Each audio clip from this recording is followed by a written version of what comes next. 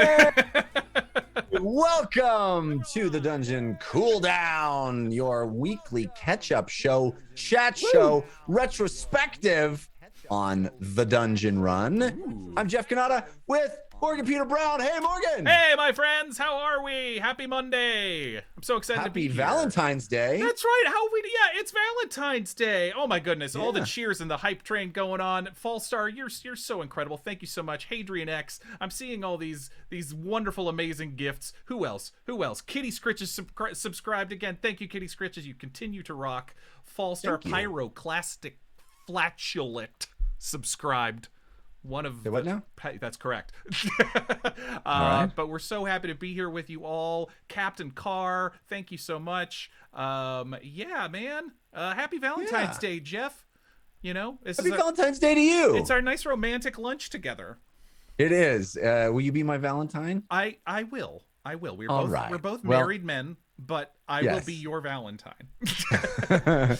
I hope that our audience will be our Valentines. Thank you guys for showing up today on this lovely Monday. You should be prepared that we will spoil the Dungeon Run up through episode 109. So we're going to talk about everything that's happened. Well, not everything, but you know, everything's on the table to talk about through episode 109.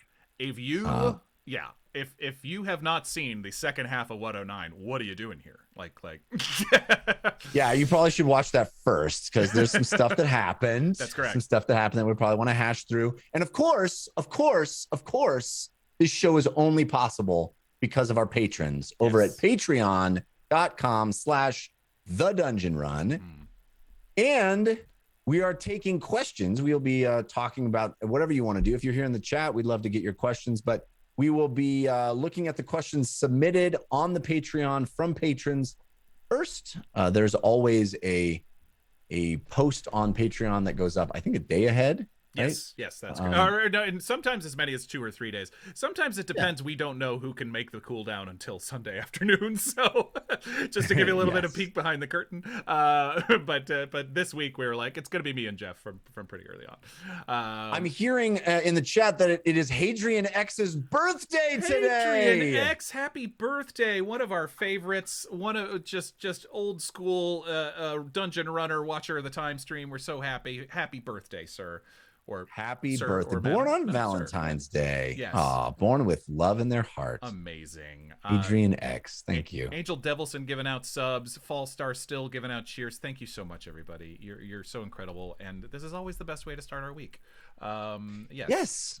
Love it. Yeah. All right. I'm excited to be here. I'm excited you're here, Morgan. Before we get to the questions, I just kind of want to get your general take. We have now seen the 4 Warden visions. Yes. Yeah, I want to get your general take on how that came about. Were you expecting it? What do they make sense? Sure. What is your feelings? Well, I mean, first off, so yeah, we found Zhang Laolong. We found the Quake Warden in 109 finally. And it was funny because it felt like a given, but there was also things about it that I was starting to doubt as we were getting closer. I'm like, what are we going to find here? What are these ant people about? Is the Ashen Mage already here? Where's Conroy? All these questions. And so it was, but once it was the Quake Warden, it was like, okay, this is the Quake Warden. Your first instinct was all of these rocks and moving things are probably because of the Quake Warden, you know, and so it was like first instinct was right there. I mean, my impressions, they're kind of twofold because one, there's Morgan removed from the game where I'm seeing the pieces that you, Jeff, have been waiting to tell us for at least 3 years. Yeah. And thank you for your patience. No, it's been fun. Because there are pieces that are very obviously have been there since the very beginning. Adrian X making me laugh. Fan art idea: Quake Warden with a tiny gnome therapist. Yeah, boy. I think we all related to the Quake Warden a little too hard. Tell me what you are thinking into the ground. Tell me about your mother. Yeah, I don't remember my mother. I think there was a joke on Discord. It was like, I'm renaming the title of the episode "Big Stony Sad Boy" or something like that. It's a pretty solid title, actually. Yeah, right. But so No pun intended. it was just from a step back, being so impressed, but also like excited to see the pieces, some of the maybe not the last pieces, but some of the last pieces of the jigsaw puzzle that have been there forever. We just couldn't see them.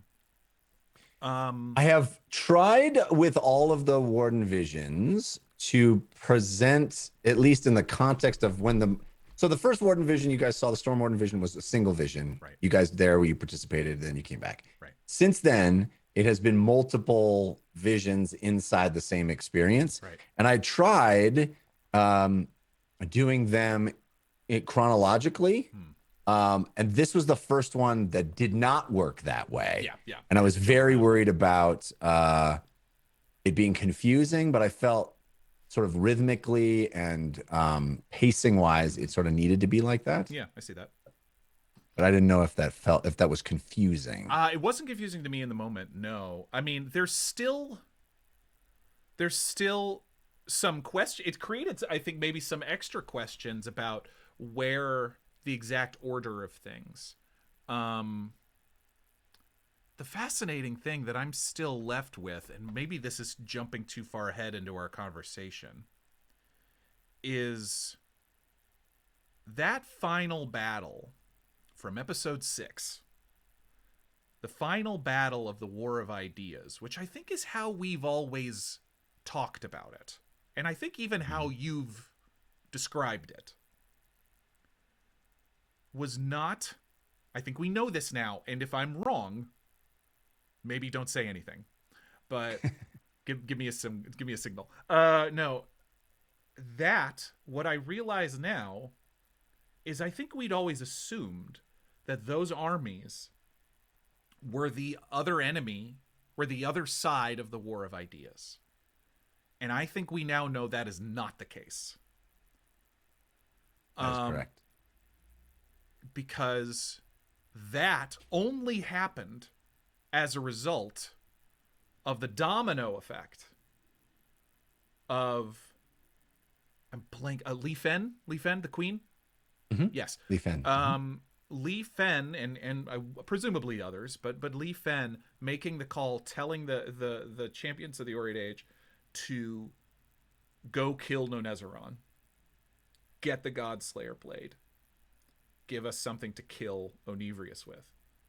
And by doing so, they knew they would set off a powder keg with all the dragons. Correct. So the wardens were created only after, to protect against this thing that was done to stop. It was the thing that was created to stop the what they assumed was even the worst thing. Like, so to Li Fen and to others, start kicking off a war with dragons that is still going on by all accounts, was worth it to stop Onivrius because of what we saw. And what a moment last week. What a moment of seeing and hearing what Onivrius was. Yeah, I called it after the show. I don't think I said this during the show, where it was very much Gozer from the end of Ghostbusters. It was, and I loved it.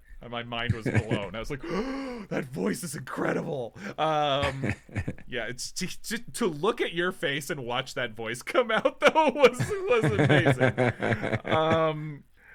But what so. My head is still spinning. I think even one of the questions, just to knock one out right away, one of our Patreon questions was literally, Morgan, how many times have you rewatched it? Yeah, from Brian Hughes. Morgan, how many times have you, since Wednesday, have you watched when you first heard about Onivrius in the end of 109?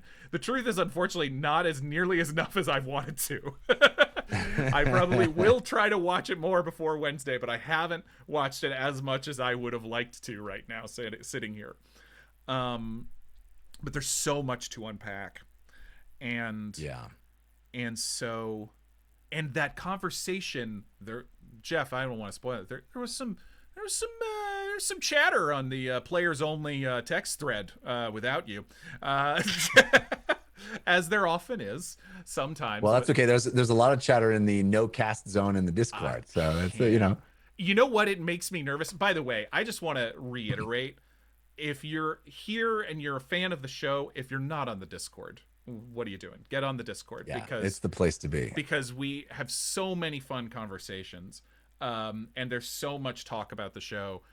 Some of it I'll get into later, we were accused of bullying the ant people, and I'm like, come on. Come on. Lily walked in with hands up, and we got a rock thrown at us immediately. Give me a break. I think there were folks pointing out that, you come up into my crib, I'm gonna throw a rock at you. I asked for better. Even if your hands are up. I asked for better signage. Personally, I think the lesson here is better signage on your temples. Give us a no trespassing. No, you guys would have respectfully turned around had there been a no trespassing sign. The world might end, but they're right. I'll leave now.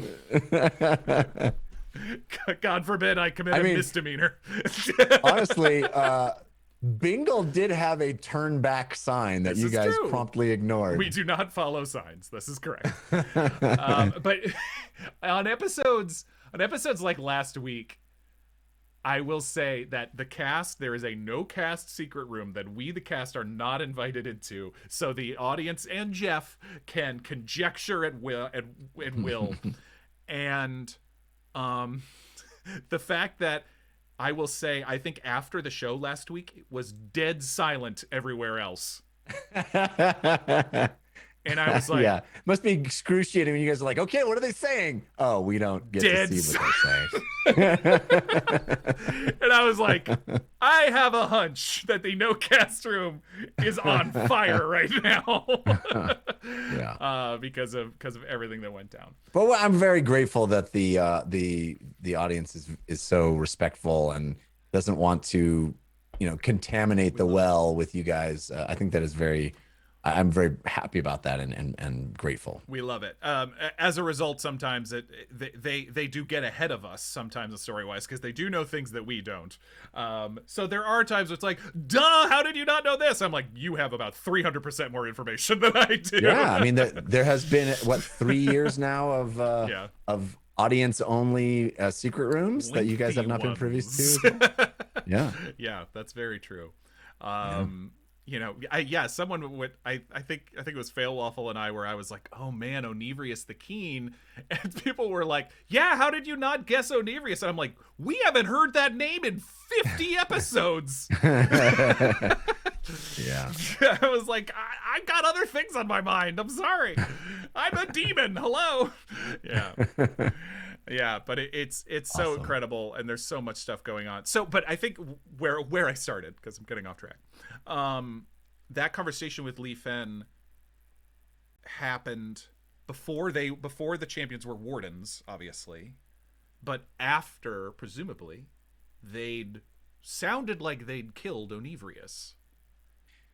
Right. So everything you have seen, save for the moments that you became wardens, has happened before they were wardens, right? Because those are the memories that were wiped. Because once they're wardens, we assume that they've stayed wardens the rest of the time, at least most. Correct. And so they have memories of being wardens.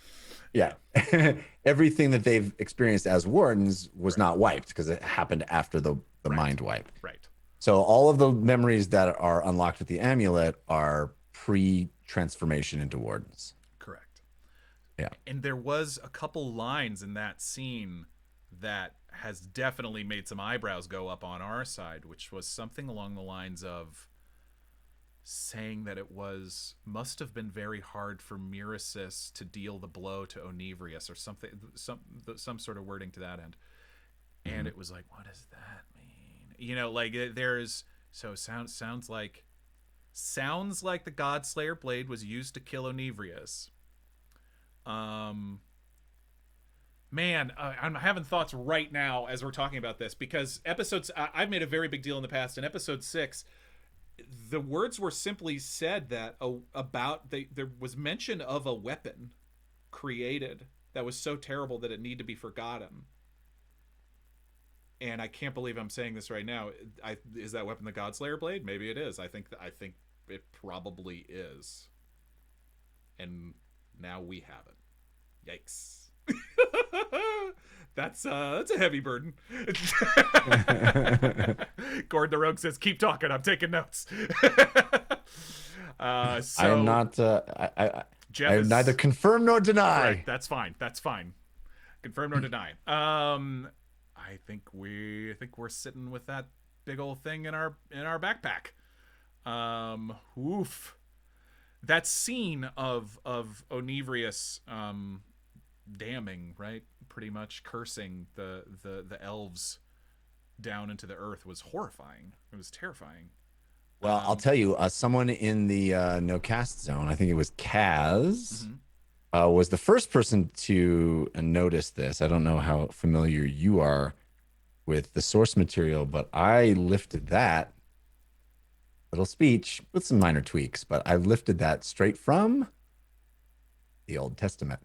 That's I am become death. Yes, it is. Yeah. Well, I mean, I think that part is, I mean, obviously it's Oppenheimer, but he's quoting something else. But all of the, I will grind you into dust. I will trample you. I will walk. All of that is literally a psalm. It had rung a bell. It did ring a bell to me, but I was not able to identify it. Nicely done, Kaz, and nicely. That is, I mean, that is, yeah, great. I was very impressed. Kaz nailed that, but it is, it is plagiarism, but for a purpose. I don't think that's still under copyright, so I think you're fine. Yeah, but also like if you want, I mean, this is maybe a fun DM tip. If you want dark, messed up verbiage for your bad guys, look no further. Bible will have it. Done and done. I'm sorry, folks, but that's just the truth. Bible is a deeply disturbing book. Especially if you go way back. Yeah. Yeah. Woof. Yeah. Yes. Amazing. Gosh. Let's dive into questions because I feel like I could ramble forever. Yeah, let's do it. Okay. So first one. This is funny. This comes from Prowan from the Realm, or Prowan from the Realm. Yeah. Yep. I really hope the ant that Civ kicked has a bigger plot to come, a revenge story or a grand importance to the story to come. I think that would hilarious. I wish I'd thought of it myself. You see the ant hand coming out, clawing its way back up. That's the extended universe dungeon run stories. This ant. Yes, that ant had Featherfall for sure. No, exactly. That's funny. Here is a question from Red Robin. Hello, Jeff. The world you have created is epic. Thank you very much. We have seen godlike giants, elves, dwarves, orcs, hags, flesh zombies, demons, and even werewolves. Does Ein also have fey creatures like sprites, will-o-wisps, fairies, or maybe other monsters like vampires? First of all, thank you for saying I created, but of course, all the things you've listed, I did not create. I just wait. You didn't come up with vampires, Jeff? No. And the short answer from does the fey creatures exist in Ein? The short answer is no. The long answer is yes if I need them. Right. It becomes they don't exist until they do, right? If there becomes a story point or a fun thing, an idea that occurs to me, or some necessity in the telling of this tale where will-o-wisps or fairies happen, then yes. I think it's very obvious now what the cornerstones of your story are. Dragons, elves, dwarves, orcs, humans, gnomes, and then the rest of it is kind of catch as catch can a little bit, which is completely valid and everything. It's like if they need to be. I mean, but I think we've talked about this before, but this might be the first time you and I have been on the Cooldown since it happened, since the revelation from 105 about Nonezeron, where I had always assumed, wrongly apparently, that Nonezeron was a creation because of our need for the time travel arc. I was like, wow, that is so that's amazing that Jeff was able to reverse engineer that in order to make this. The idea of a chrono dragon is such a cool idea. I had just assumed that, and I did not realize until that night after the episode that you're like, no, it was always the chrono dragon's eye. And it was like, what? I was like, yeah, I mind blown. I was like, wow, that I did not realize that from day one. Well, it's one of those things that there. It's an example of those things that Ron talks about all the time, where you set yourself up and you don't know you're setting yourself up. Right. You know that, like, there was always no Nazaron. It was always the chrono dragon. Right. The amulet was always the eye of the chrono dragon. That was part of the story. And then COVID happens, and you go, okay, well, what's a good filler like tale that's not our main story, but we can. Right. And it's like, oh well, time travel's right there. You know, it's like, I have the structure in place already that I didn't know I was going to use to send people back in time. So we'll just do that. And then it's like, well, if we're back in time, why not actually get to meet? And all of that sort of just organically happened. But it's one of those things where whatever that serendipity is with creative work, where you sometimes just fall backwards into setting yourself up for something cool, and you go, oh my God. And now it feels essential right now. I think all the time, Morgan, about what the story would have been like if there had never been COVID. Wow. You know? Yeah. It would have been so different. So different. We'd have gotten, and I love it, this version. We'd have gotten to this 30 episodes earlier. No, it wasn't. I think the time travel arc ended up being 25 episodes. I think we got back to the dwarf in like episode 64 or something like that. Right. I mean, but it turned out so much better to have that knowledge of, have that experience. We're coming face to face with the dragon before you. I think having it in the abstract of like, oh my gosh, this was the eye of a chrono dragon would have still been cool. Yeah. But having you were talking to it and you understood the magnitude of this thing, depth and everything that added. No, that was actually going to be my next question was, would we have ever encountered No Nezeron face to face prior to having to kill it, if not for the time travel arc? No, that was the idea. The idea was you investigate the death of this thing, you go to its grave. Wow. And then there it is. It's alive because it can travel through time. That was always the plan. Would have been much easier to kill it, maybe. I don't know. Much easier emotionally to kill it, maybe. But maybe not, because it was an innocent creature. Actually, I take that back. But the fact that even though Uggo had pledged to kill it in the past. Well, that's the coolest thing, that like only I got to experience the joy of that when Uggo was like, I want to kill you, and I was like, oh my God, he's gonna get a chance to kill it later. You know, like. Check. It's an amazing thing in that moment to be like, because I assumed you guys would all, you know, not want to kill this thing when you first met it, and the fact that Uggo is like, I'm gonna kill you, I was like, yeah. I mean, I think that's cool. You know, Uggo's got rage problems, and we know that. I think it was Uggo. That episode hurt so much. That was rough. That is one of the benchmarks. When we've got on the Discord, when we've got new watchers coming in, catching up, that is one of the episodes where I'm like, wait till you get to episode 58. I don't know where it is.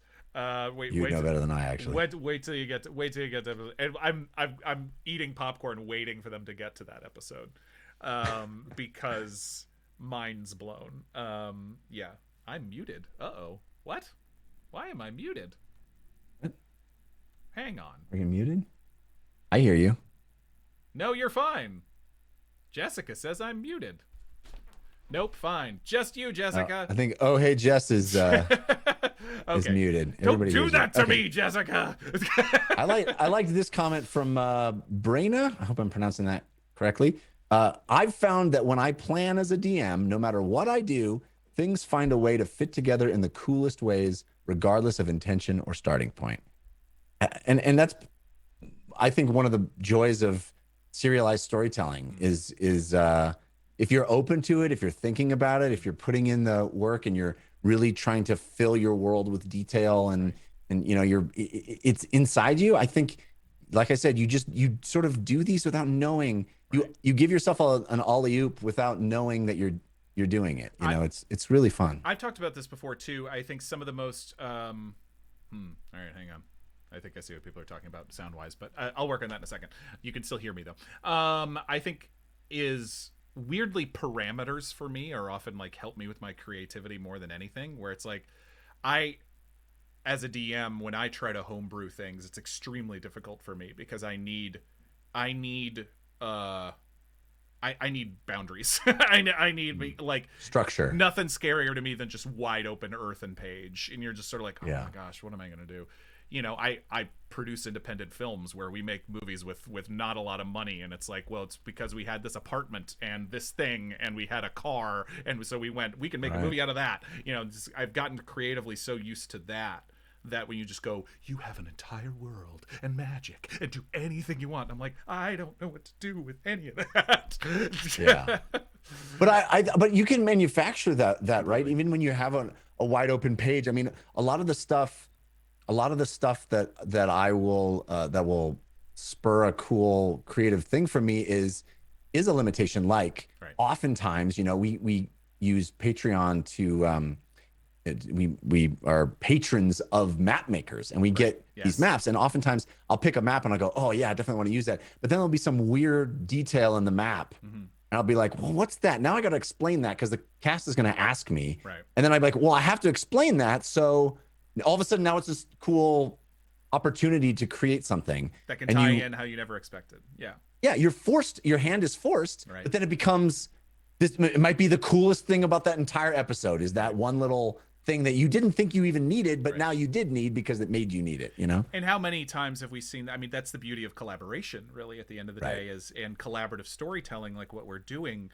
I mean, it's countless at this point, how many things we've found together at the table that tie into your story or pull into themes that we could have never expected, but ended up, you know, in ways that it's like, how did we end up here? It's like a happy accident.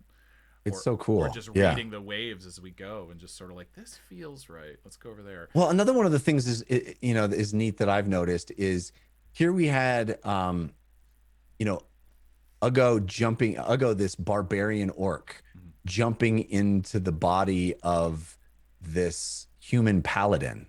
And then later on in the story, he decides to become a paladin. That's cool. You have Civ jumping into the body of this, you know, this warrior that double wields knives and stuff, and now he's sort of become that too, as he's like took a level of fighter and just all those things. It's just this organic process that is ephemeral and magical and is wonderful, you know. So we now to get back to those 5 of them. So we now know also that Mirasis. We now know what that relief inside the forges meant. Mirasis was able to save some of her people and get them up to the sky to become the Sky Children, like Diptha and the others. Correct. Oh, wait. Oh, man. I'm thinking about the other Sky Child we knew the name of, Garumtha, that we never... Garumtha. We never met. Yeah. It was a him. Garumtha was a him? Mm-hmm. Yes. We never met him. What happened to him? Well, he was in the Lodestar that got taken over by Fardinald. By Urtenfurt. We never saw him. So okay, we saw Mirasis created the Sky Children, which also makes sense because the thought occurred to me as well why Osira was immediately given to Aarakocra and taken away from the earth, keep her off the ground. That occurred. I thought of that immediately. It's like that's why the baby was immediately taken away into the sky. Sad as that may be. The question is who we don't know. We don't know. I mean, Morgan knows how long elves can live, you know, and all this stuff. We don't know your version. We don't know in your world if elves are immortal. Right. We don't know who is Calcutta. And is she any? The question is she anyone? Is she already a part of our story in the past, and she's someone that became corrupted or whatever you want to say? No, I mean that's yeah. Grasp My Hand says, "Who can cast detect thoughts on Jeff?" Me, wisdom saving throw. No, and so Calcutta Theed, Dip Theed. So the names mean something. When they were sky children, she was Diptha. When she became a drow, she became Diptheed. So Calcutta Theed. Calcutta was probably her name, or something like that. Was probably her name when she was a sky child. But was Calcutta I think Theed? you guys have already heard. I think you've already heard that she was Calcutta. Calcutta. I don't know if I heard that, to be honest. I think you have heard that. I'm 90% sure. Okay. Welcome to Morgan Ruminates, hosted by Jeff Cannata. Yes, it's just gonna be me going, wait, for the next 30 minutes. Stay with us. Yeah. So, okay. So, and we know that, but yeah, we don't know if they were around. We don't know if they were around. If Calcutta was around and pulled down into the earth in that original fight with Onevrius. It was certainly implied that the 5 of them knew Onevrius before he became whatever he became. So that's interesting. As if he was a friend. That's interesting. There's so many things. And the question of what happened to the question of what happened to Mirasis and what happened to Osira are still, like, the first half of the next episode might be us still interrogating the Quake Warden. Like, wait, where are you going? Wait, you're not going anywhere. All right, let's answer some more of these patron questions. We already did Brian Hughes' question about how many times you've watched the end of the show. All right, here's Dr. Sparks has a question for each of us. Says, Jeff, your story is amazing. Thank you. And I really appreciate how you take your time to weave together the situations you're creating with the humanity of the characters. It's wonderful storytelling, and I really appreciate being able to watch and participate with it. Wonderful. That's a lovely thing to say. Thank you. Very nice. After this episode, I have a silly question for Jeff. Jeff, how much time during a week are you spending with your voice modifier workshopping new character voices? They have all been great and adds to the story very well. Not an insignificant amount of time. A glimpse into the fun. Life of Jeff Cannata. What about this? Well, what about this? After a week ago, when James visited Shathragat in a secret room, and poor Jeff's voice could not keep up anymore. Yeah. I think that was a week ago or 2 weeks ago. A couple weeks. I have gone, well, maybe I will rely on the voice modulator a bit more. That was painful. Yeah, it was painful for me. I know. I was like, oh, buddy, it's hurting you. Yeah. But it's fun. I mean, that's one thing that wouldn't have really been possible in a studio. So it's one gift of COVID is being able to have some of that fun. I think I'm glad it sounds neat. I like it. I think it's fun, and it's just cool that I have this little goofy tool to play with. Yeah. All right. So this is also from Dr. Sparks for James. Mm-hmm. With the big lore drops this episode, what is James thinking about the past heroes, the Wardens, and their actions? Mm-hmm. Do you think with what James has seen, he would have made the same choices as the Wardens at this point? Still hard to tell that second half of the question, because I still think there's things we don't know. It was validating in a weird way to see the Quake Warden so distraught, because I believe what the Quake Warden said was, upon learning everything they had done is what made him so depressed.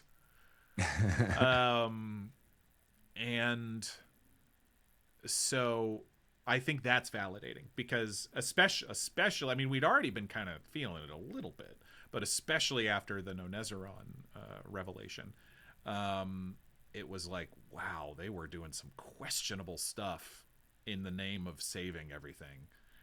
and the atrocities, Casvaran. Yes, yeah, the things that they did, and I mean, maybe Zhang Liaolong is the best example of that, because he's the one who seemed to have the strongest connection to Nonezron and to the other dragons. Li Fen even acknowledged, I think, that the Dragonborn and the dragons share a connection, and this was lighting that on fire. Right. And so it was validating to see that they were at least aware of that, aware of the problematic nature of everything they'd been doing. But there's still so much we don't know about what else, I think, about if there was anything else that they did, and how things were done, what was done, man. You guys have a lot of the story, but not all of it. Right. That's for sure. There's still not sure exactly how the old ones tie in. I think we know the old ones. We know the old ones are tied to the dragons now because of those symbols of the sun, the moon, and the void. We know they're tied together, but I don't know exactly where they come into play. And I think Onivrius is probably connected to that as well, but I'm not sure about that. Yeah.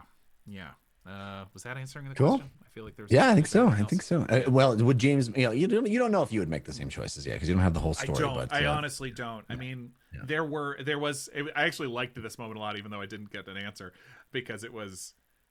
There was literally a moment where I was trying to speak up, like in the thing, and you wiped right out of it, basically, and it was that was. It felt dramatically very cool. Where I was like, but wait. yeah. I loved it. Yeah. It was pretty cool. I liked that moment. Even though I got cut off mid-sentence, but still. Cool.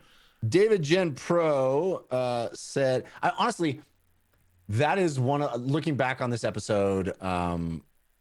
This one was a lot of work, and I was working right up until showtime, as I often do, getting it set. But looking back on it immediately, I was like, I should have built in a bit more interactivity in those cutscenes. I think I could have done a better job at that. I think it could have been cooler to have more roles. You guys reacted so strongly when I did the initiative role, and then it wasn't really initiative, and I kind of felt like a rug pull, which I didn't want it to feel like. But I did want it to decide like the order of who does what. Anyway, I just think I could have done a better job in making that interactive. And I know you guys have to sit there and listen in those cutscenes, and I want them to feel a little bit more notes. Like gameplay. And take notes. I appreciate that, but I mean, it was also stuff we've been waiting to hear and discover forever. So I mean, it was and they come enthralling. Don't worry about that. Once every 50 episodes or whatever it is. Right. All right. David Gem Pro says, Jeff, amazing work in 109, especially the voices for the Formian Queen and Onivrius. Nice touch on the names. Le Formis equals ants in French. That is not me. There was already Formians in D&D lore. So I that's not can't a take word I've that. ever heard of. Okay, got it. Formian. Yeah, in like earlier editions of D&D, there are the Formians, and they are ant creatures, and so they were based on. And if you notice, it's called Orms. Oh, Formians. Nice.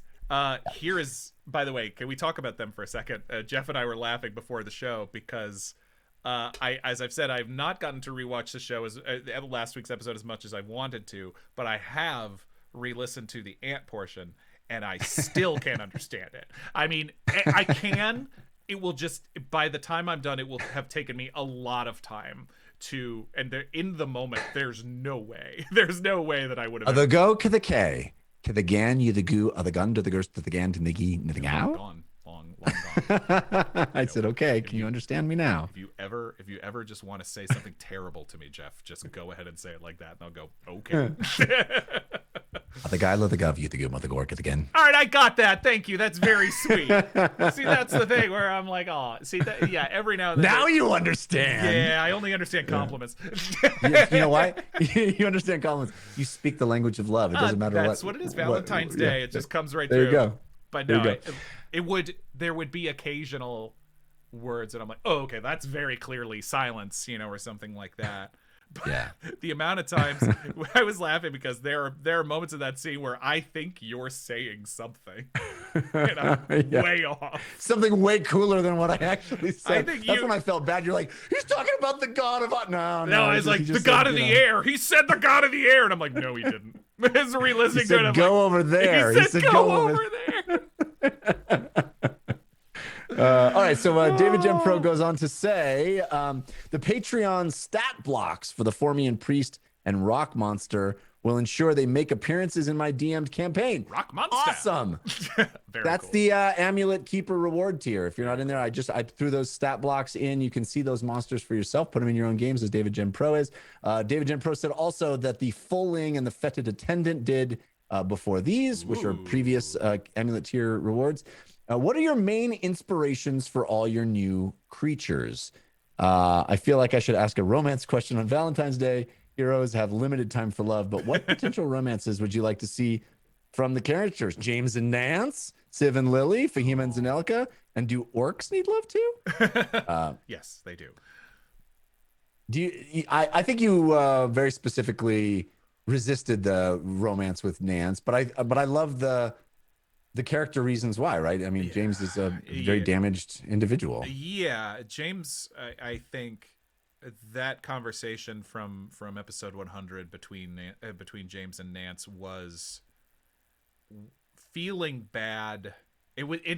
I also felt bad because I was like, I also feel like this is slightly presumptuous to think she's doing this, but I need to make sure she's not, and shut the door. And because James, as I've said so many times, feels like he's heading towards oblivion, literally. And so he is trying to drag as few people with him. It's been a theme of James's for almost the entire show, which is that you should probably keep your distance from me. It is ever, especially since episode 14. It is going back to the much heralded dad zoned conversation of Fahima saying, you remind me of my dad, and James looking so kind of disappointed, and everyone was like, oh, and I was like, actually that moment was more about James going like, I am gonna have to not hurt this girl, and it's going to be really hard, because I am not headed somewhere good right now. James doesn't. What do you think? James doesn't think very highly of himself. He doesn't. Right. Well, you think about that first moment when with Thad Yelmings, when you went to save someone and you ended up killing somebody. Yep. I think that's a pretty formative moment in James's life. Thank you, Whisper Joe, saying nothing would make me happier than having a demon librarian in the world. Thank you so much. Haven't heard her so far. Oh hey Jess, I don't know. I think James has probably heard Fahima a couple times. Yeah, but you've just been extremely forgiving. Sir Brabblesworth says, Jeff, in which episode will you reveal Nance to be the puppet master behind the entire thing? It has already been revealed. That has already been revealed. It's all in subtext. Just read between the lines. Read between the lines. Every audience only secret room is just all Nance. Just meanwhile, 20 minutes of Nance sipping tea. Ooh, here's my evil plans. Why does Nance have a hairless cat? I will say that James, and this did come up lightly, James liked the tattoo artist from Sinzan, whose name I'm blanking on again. Oh man, I'm gonna have people think of it either. We mentioned it that episode, but yeah, I mean that was a nice interaction that I think back to that episode. Yeah, as well. That's but that was another conversation where I was like, oh, all right. Something. Here's a question from Psycho Cash Beast. Psycho Cash Beast says, "Hi both. With the story getting longer and more complex, how do you keep track as the player/DM of all the lore, character names, and for Jeff, the different voices?" As you can tell, it's not easy. Yeah, that's not easy for either of us, honestly. Probably a little easier when it comes out of your head, you know, right. to keep it in, because the stuff that's important to you is important to you. But I don't know. Do you keep notes? Oh yes. Morgan? Oh yes. Yeah. Moacha, by the way, Moacha was her name. Of the tattoo. Moacha, yeah, yes. that sounds right. Yes. Yeah, yeah, you would know. You can tell me if I'm wrong. Yes. Yes, I do. I do keep a lot of notes. As we've said many times, it's one of the big upsides of being on a show where you can go back and watch, because my notes in the moment are okay, but they're pretty piecemeal because I'm still trying to listen and be in the moment. But when there's deep dives, often I will go back and investigate, 15 minutes here, 20 minutes there, make sure I'm not missing something here or there. Because, and some of that's meta. I guess it's a little bit of metagaming, but honestly too, it's the explanation of like, well, for my character that was 3 days ago, but for Morgan that was 2 months ago, and it's like there's stuff like that where it's like, I think we would remember that. Of course. Yeah. So I don't have a problem with that at all. No, lots of notes. And I get such a kick out of this. I enjoy it so much that it doesn't feel like work. It doesn't feel like homework at all. So, yeah. Yeah. Well, I feel internally grateful that both the players and folks in the Discord are, really pay attention and put things together. It makes me want to keep layering those things in, because it's so rewarding when folks make the connection. The dominoes, it's awesome. The dominoes are so interesting, Jeff, where it's such an interesting story, and we're seeing it even more so now, of choices and consequences, and it is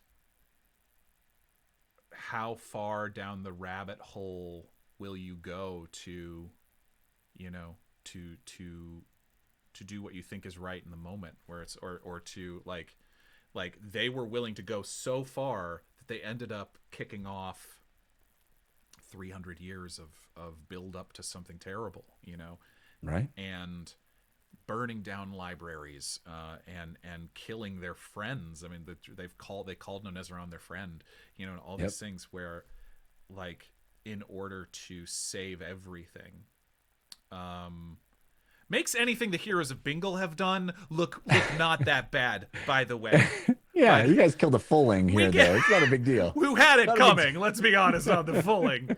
Were we a little hard on the fulling? Yeah, but they were slave traders. Let's be honest. It's true. It's true. I'm like, we get occasionally accused of being murder hobos on the Discord, and I will fight you every time if you say that, because I'm like, no, this is trust me, kids. compared to most D&D campaigns, this is a these are peace loving sorry, I don't know what that music hippies is. Hang on one second. There's some music kicking off inside my apartment.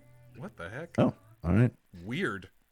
Okay, sorry. Everybody anyway. always wants to bring up the clam. I don't know if anybody heard that. Oh, and the one of the things I was hoping people would pick out too. I haven't heard anybody mention it specifically, but maybe it was just so obvious that there was no need to mention it. But one of the cool things that I was hoping that came out of the visions this last week was the fact that literally what happened was, Onivrius attacks the blue elves.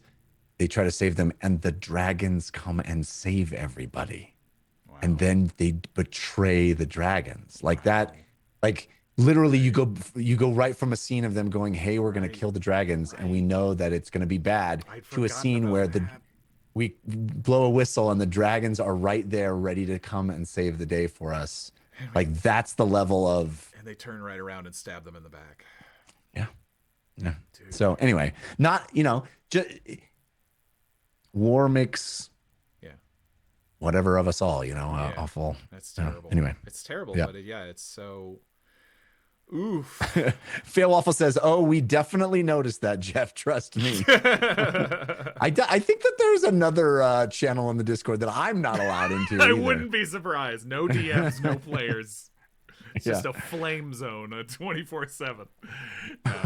Yeah. All right, here's a So question from sad. Jessica, which I think is Phil Waffle on the Patreon. Yes. This is Happy Valentine's Day. I appreciate both of you, and I hope your days are filled with love and gratitude, ditto. not just from your spouses, but from all the people around you who I know care. Thank you. Thank you. That's lovely.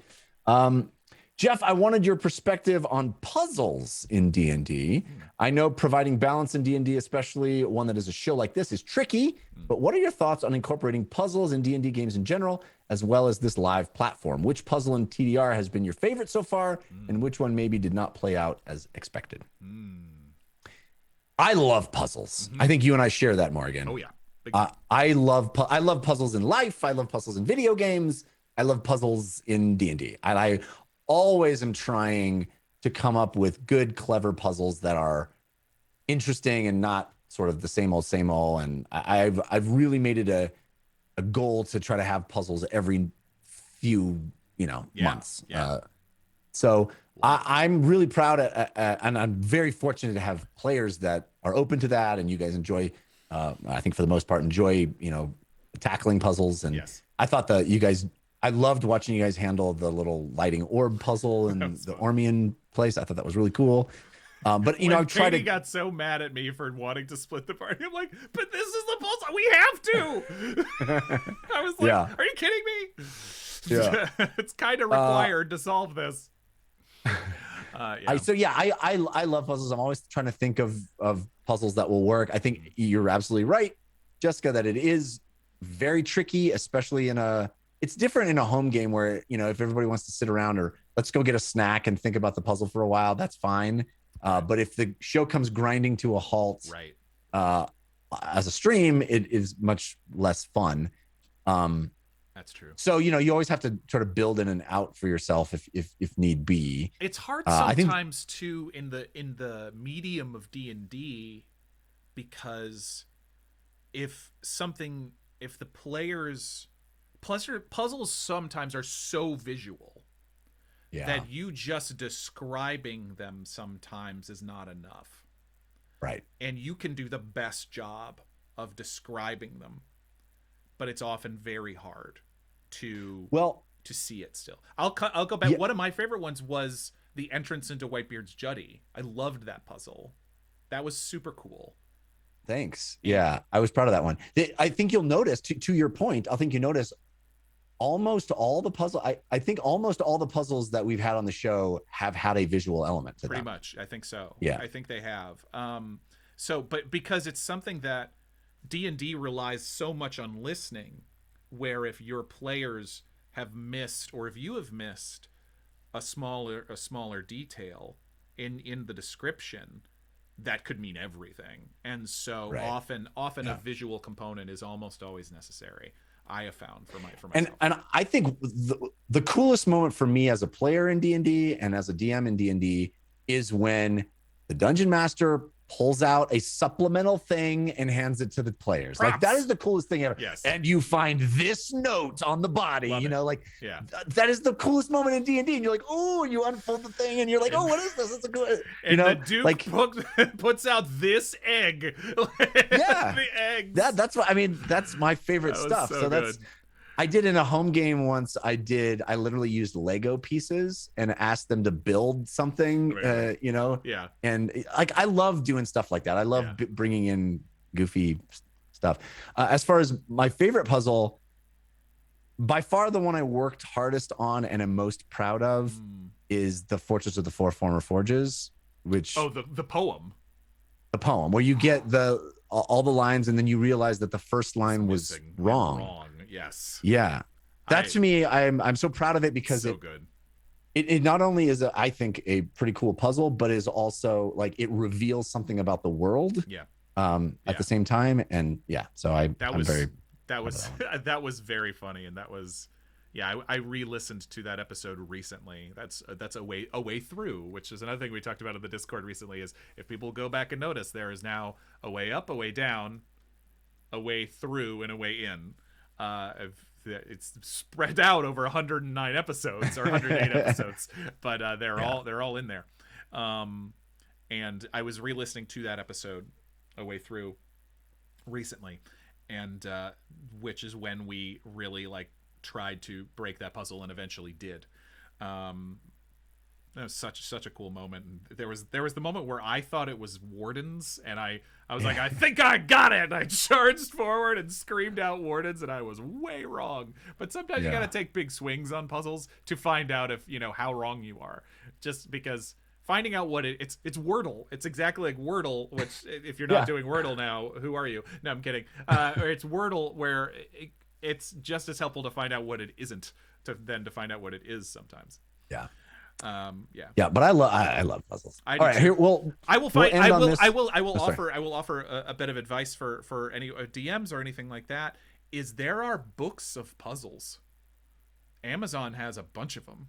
Like I bought one recently of like it's a bunch of little small murder mysteries, like 3-page like murder mysteries. I was like, ooh, you can. Well, and the cool thing too is, when you get those, you don't even need to like lift it word for word from those, but sometimes those will just inspire an idea that works for your story. Completely. And you go, oh, they did it like this. Right. I can, do something similar, or it inspires a completely different idea. It's always great. The more inputs you have, the more ideas you'll have too. Completely. It's, totally true. All right. So here's the last question from Jessica. Morgan, as reigning king of being the biggest tease. Very true. Can you share what are James's thoughts on the Shazengao Queen and what he's expecting when he gets there? How does James feel about going with the Quake Warden to see her? Just give me some insight, okay? That is gonna be awkward. That is my first thought. This is gonna be awkward if the Quake Warden wants to go see the Shazengao Queen, because the Quake Warden seems pretty unhappy with the Shazengao Queen. But I don't know. What are my thoughts on the Shazengao Queen? I think I'm willing to give them to start by giving her the benefit of the doubt to start, but walking in there with certainly with some caution, because we've now seen what this person has done when they felt righteous, and the links that they will go to the point of genocide, which is pretty awful. I mean, it's fairly fair to call that genocide, I think. Or certainly certainly what happened to the Blue Elves was genocide. Yeah, that's correct. And turning on the dragons and maybe sparked a war in that way. So it'll depend on her, really. I'm kind of 50, maybe 50-50 is too generous. Maybe I'm 70-30 on her right now, where I'm like being pretty cautious, but this person might still mean well. Here's the thing. This is another tease for you, but it's not a huge tease because I'm going to say it. I don't know if the Dragonborn know about Yan Mo. And could be a pretty big bomb to drop. Interesting. I don't know if they know about Bao Jai and Chomel. And that could be a real big bomb drop on them if we got that in our back pocket.